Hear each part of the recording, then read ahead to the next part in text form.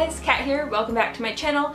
Today I am doing my December wrap up. So tomorrow I'm going to Australia and I'm only going to bring my Kindle with me, which means that all of my books, which I have been reading this month, are going to be left at home. So I need to do the first wrap up before I leave. So currently I have read 14 books, and some of these I'm just going to run through really quickly because otherwise we will be here for a very long time.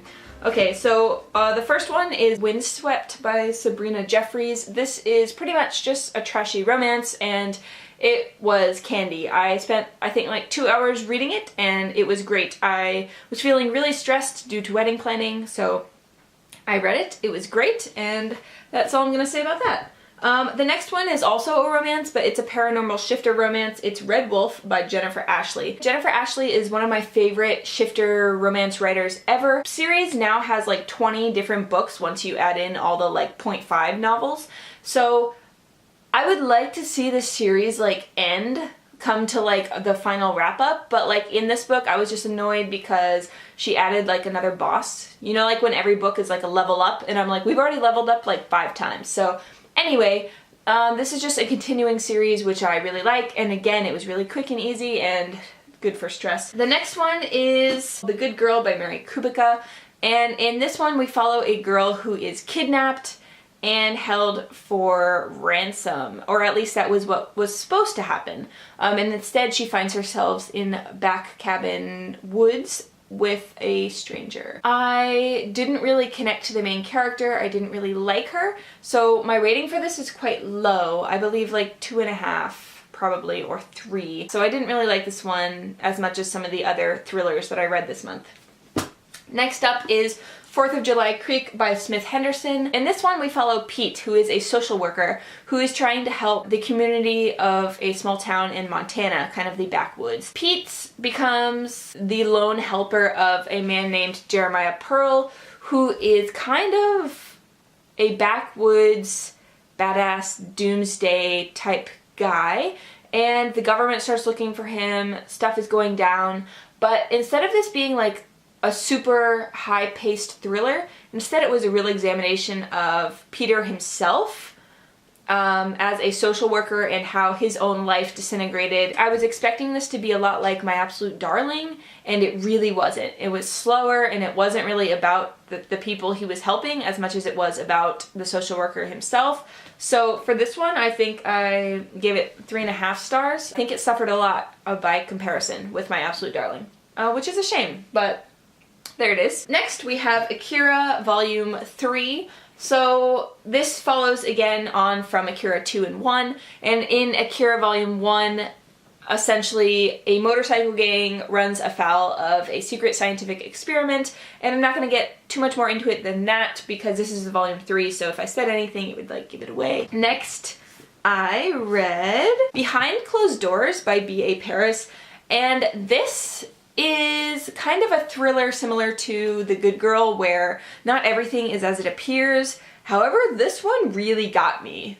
It follows a perfect couple who present one way, but obviously not everything is as it seems, and to the very end of this novel, I didn't know what was going to happen, and I was really quite nervous for the main character and her sister, so I do recommend this one, and I usually don't read best-selling thrillers that often because normally they don't really grab me, but this one totally did. So I really recommend it, and it just got I think it's because there was enough creep factor added in that it made things more sinister, so the stakes were higher. Next I read The Snow Child by Eowyn Ivey. And in this one we follow a couple who cannot have children, and they decide to get away from their grief and get away from all the questions from their family, and they instead move to the Alaskan wilderness. As they are going through a particularly hard winter, they decide to build a little snow girl. And then the next morning the snow girl has seemed to come to life, and they believe that they made the snow girl themselves. And whether or not that is true, the story follows the couple and the snow girl as she comes into their life and out of it again. And this book is just a really quiet book, but one that I was fascinated to read, I think largely because of the setting. The way that it describes Alaska is just beautiful. It makes me want to have a homestead in Alaska, and it makes me want to have a farm and to snowshoe in the woods, and I just, yeah, it was stunning. And I think that this is quite a slow kind of building novel, and it's also pretty bittersweet. Overall, thought that this does what Gabriel Garcia Marquez does, only better. So if you're a fan of him, then I would recommend this book. It was a delightful little winter read. Okay, so next we're moving into actual fantasy or science fiction. So for the science fiction, I read The Day of the Triffids by John Wyndham, and this was way different than I thought it would be. One day in the sky there are green like lights and green meteors falling, and everyone goes to watch. But then the next day everyone is blinded. And this coincides with the growth of these plants called Triffids, which have like long whips at the top of them that can reach out and basically kill a person if it strikes directly onto the skin.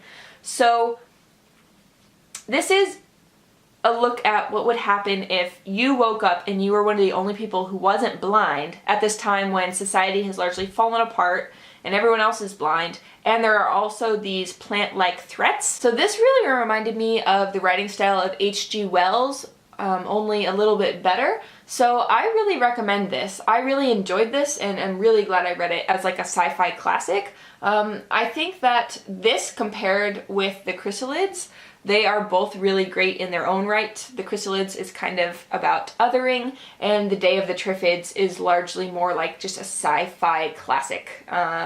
Yeah, so it was awesome, and I'm really glad I read it. I don't think I've read anything remotely like this, so yeah, that was super awesome. And next we have a Peter Pan retelling, Tiger Lily by Jodi Lynn Anderson. This was pretty cool. This is from Tinkerbell's perspective, and in this version she cannot speak.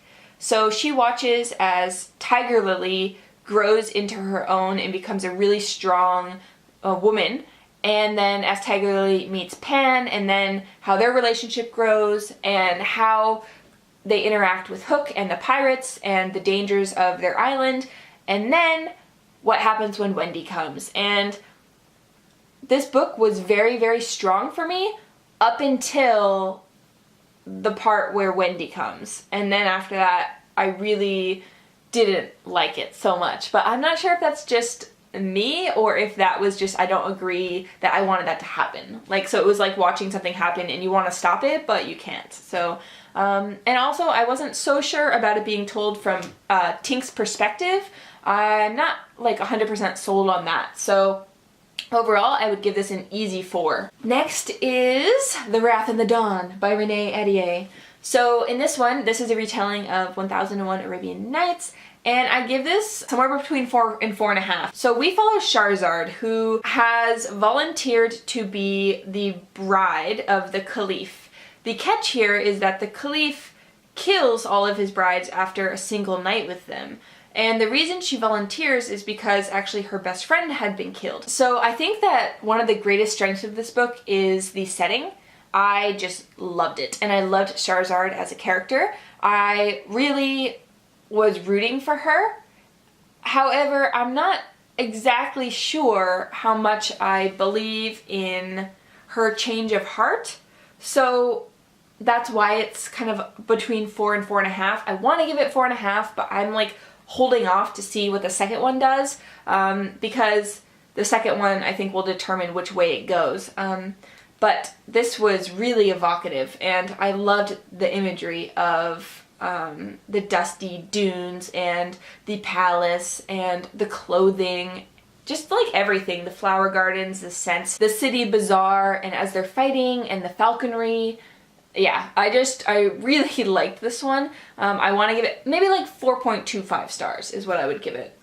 It's great. Everyone knows it's great. So yeah, I'm just like late to the game. But yeah, it was super good. Okay, and getting into my 4.5s and higher. So next is The First Time She Drowned by Kerry Kletter, and I give this one 4.5 stars. In this one we follow Cassie, who has just come out of 2.5 years in a psych ward, which she was forced into by her family, largely due to disagreements with her mother. So as she comes out of the psych ward, her mother has made it possible for her to attend university, but the way in which she interacts with her mother is not necessarily healthy or good by any means. So it's kind of the struggle between Cassie and her mother and how to fit into the world as her own person without relation to her family. And one of the reasons why this book got me so much is because the way that the family members are written, they are all great characters and they're all written extremely well. So I could see parts of myself in like all of the characters, and none of them were cookie cutter. And I think that just the way it was written was amazing, and I really recommend this. If you're looking for a book about mental health or a book about family dynamics that are not necessarily positive, more of like a gray family dynamic book, then this would be really amazing. The next one is In the Miso Soup by Murakami. This one I'm going to also give 4.5 stars because it was just good. It was just real good. So in this one, we follow Keiji, who is a nightlife guide. Essentially, he guides tourists in the sex industry in Tokyo. So he's touring around an overweight American named Frank, and as they delve deeper into the Tokyo underbelly, a string of serial murders starts to happen. So, as I've said a few other times, this book explores a lot of Japanese elements that are not necessarily put out to the Western world, and I feel like if you would like to know about some Japanese elements that are kind of more negative or more neutral, not like super happy like kawaii culture or moe culture or samurai culture, then this book would be really interesting for you. But again, you have to also be able to handle gore or violence because they are intertwined in a way. So overall, I give this 4.5. It's a really good read if you can handle those darker elements. And full review is upcoming or has already came. I don't know when I will upload the review, but go ahead and check that out if you would like to know more about this one. And then I read I, Robot by Isaac Asimov, and this kind of blew me away. I think that the way this was written for the time period is just mind-boggling, and each story is kind of a small vignette, and they not necessarily fit all together. It's kind of more like a timeline. So if you imagine Ray Bradbury in like the Martian Chronicles or the Illustrated Man, where each story can stand alone or be read together, it's kind of like little tiny short stories in the short story collection. And in this one we follow a company that has been creating robotics, and you start from the inception, so the very earliest robots, up into the ones that are potentially changing the world to kind of mind humanity. So it's really interesting to see the different ways in which the robots would evolve and what they would eventually think. And it's also interesting to compare it to the movie I, Robot, which takes elements from different vignettes and makes it into a movie. So yeah, it's just super intriguing, and I'm really glad I read this book. And I think Asimov's Laws of Robotics are really interesting, and we were talking about it in school for debate class if the students were for or against robots, and I happened to be reading this at that time, so it was really pertinent and quite lucky, actually. So yeah, this I would give 5 stars. I really, really like this, and I think it's a classic. And last is a book which I know a lot of people have problems with, and I'm not saying there aren't problems, I'm just saying that this book had all of the major things that I love in it, and then some, and I couldn't help but love it. And it is Autonomous by Annalee Newitz.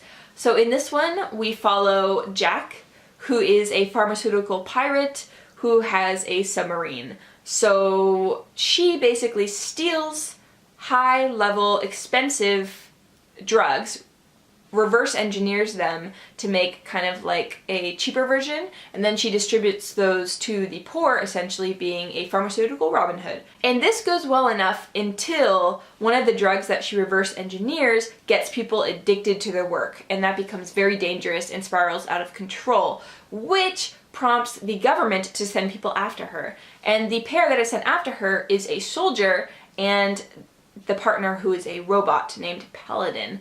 And that in of itself was amazing, the way they interact, and also the way that they may or may not have a romantic relationship, which is completely unprecedented.